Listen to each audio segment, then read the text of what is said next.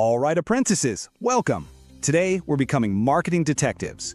We're going to figure out what makes people tick, why they choose one thing over another. We are cracking the customer code. So let's start with a mystery we've all faced. You know the feeling, right? You're staring at a menu, absolutely paralyzed by choice. And then you just end up ordering your usual. Why is making a simple decision so darn complicated?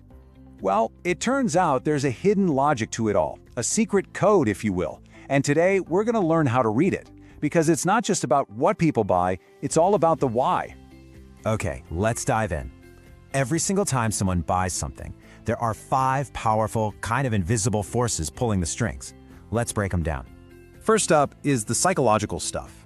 This is all that chatter happening inside our heads. You know, the gut feelings, the motivations, the attitudes that guide our choices without us even realizing it.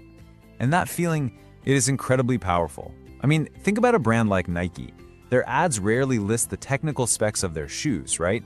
Instead, they sell you a feeling, the feeling of achievement, of victory. That "just do it" slogan taps right into your inner drive. That's emotion beating logic, hands down. Next up, the social engine. Let's be honest, we're pack animals.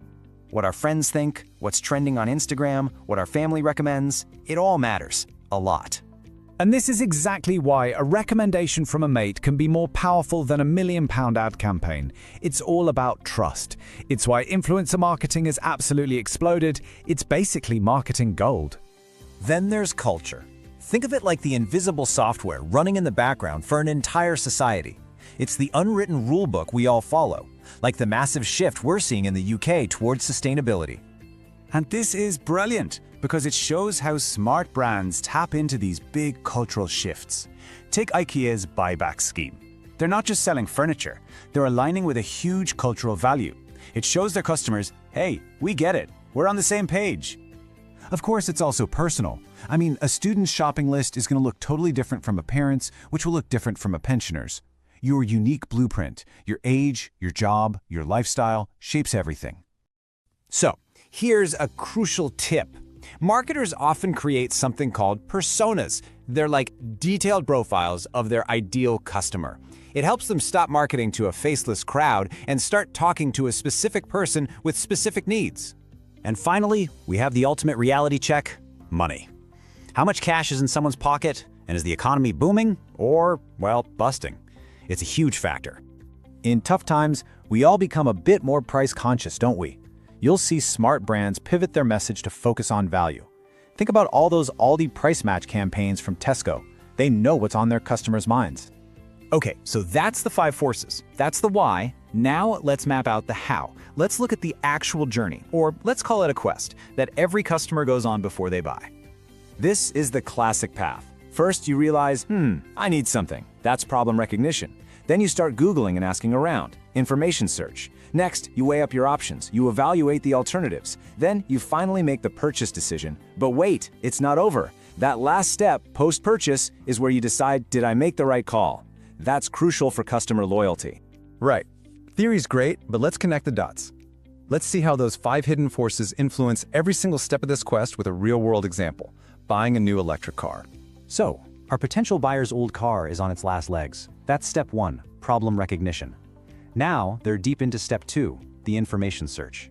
They're hitting up Google, watching reviews, and asking people what they think.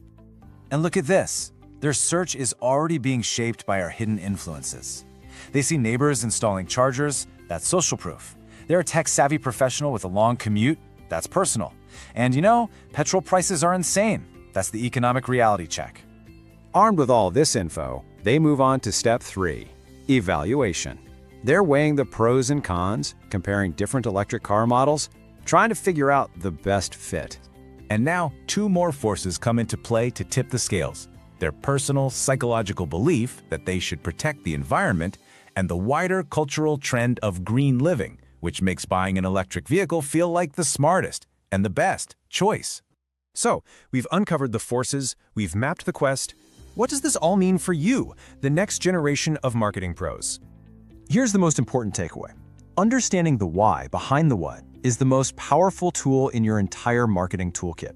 It's the difference between just guessing and actually knowing what your audience wants and needs. Because once you get this, you can empathize, you can predict, you can connect with your audience on a completely different level.